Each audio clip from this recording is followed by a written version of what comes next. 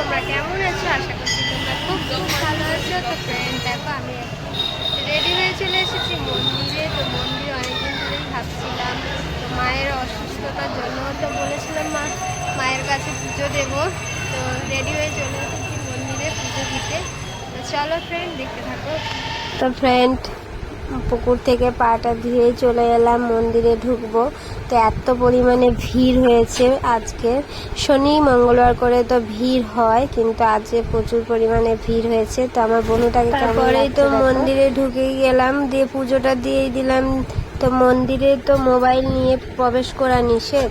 তারপরে আমরা চলে এলাম বাবা ভোলানাথের কাছে, তো একটু প্রণাম করতে আর ঠাকুরের মাথায় ফুল দিতে। তো দেখো, এখানে আমি প্রণাম করে নিচ্ছি। তো অনেকেই জানো হয়তো আমাদের মন্দিরটা কোথায়।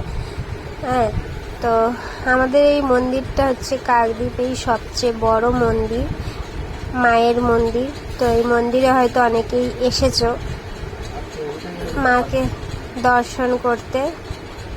তো ফাইনালি আমার এখানে বাবার কাছে পুজো দেওয়া হয়ে গেছে। তো তারপরে চলে এলাম একটু ঘন্টা নাড়াতে।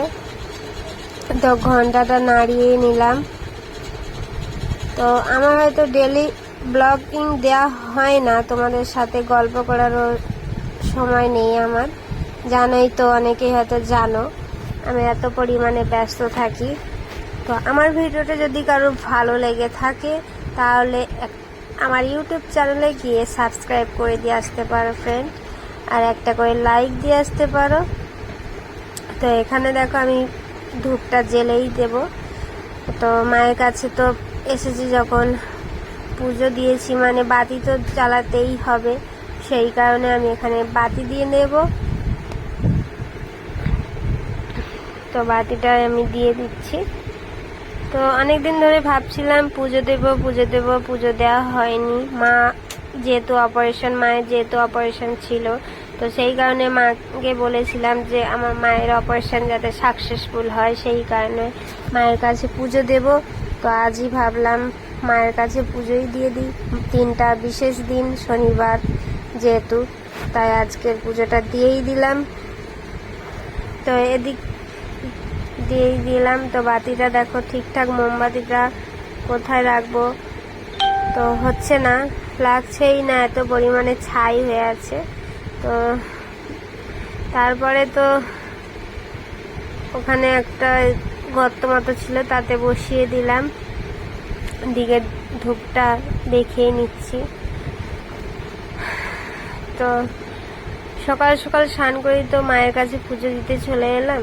তো আবার পুজো টুজো দেওয়া হয়ে গেলে তো আবার যেতে হবে ডিউটিতে। তো দেখো আমাদের মাকে, ভিতরে তো মোবাইল নিয়ে প্রবেশ নিষেধ। তো আমার এই বনুটা এবারে মোমবাতি ধূপ দিয়ে নিচ্ছে মা মনসার কাছে। তো এই বনুটা হচ্ছে আমার অফিস কলিগ।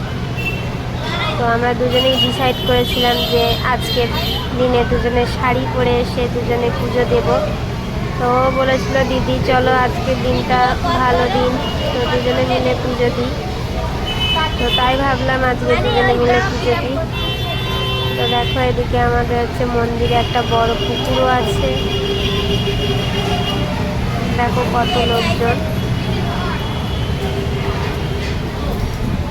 বনু ধূপটা দিয়েই দিল। তারপরে আমিও এখানে মায়ের মনসার কাছে একটু ধূপ আর বাতি দিয়ে দিচ্ছি। তো তোমরা কে কে এই মন্দিরে আজকে দিনে পুজো দিতে এসেছিলে একটু কমেন্ট করবে। তো আমার সাথে যদি মেট আপ করতে চাও বন্ধুরা, তো আমার এই মন্দিরের সামনেই আমার অফিস, তো আমার সাথে মেট আপ করে আসতে পারো। তো অনেকেই জানো হয়তো আমি কোথায় জব করি। তো আমার জব হচ্ছে এই মন্দিরের সামনেই আমার অফিস, অনেকেই জানে। তো আমার সাথে দেখা করে আসতে পারো। আমার এই মাত্র কমপ্লিট হয়ে গেল পুজো দেওয়া। তো এবারে যাব আমি অফিসে। তো আমাকে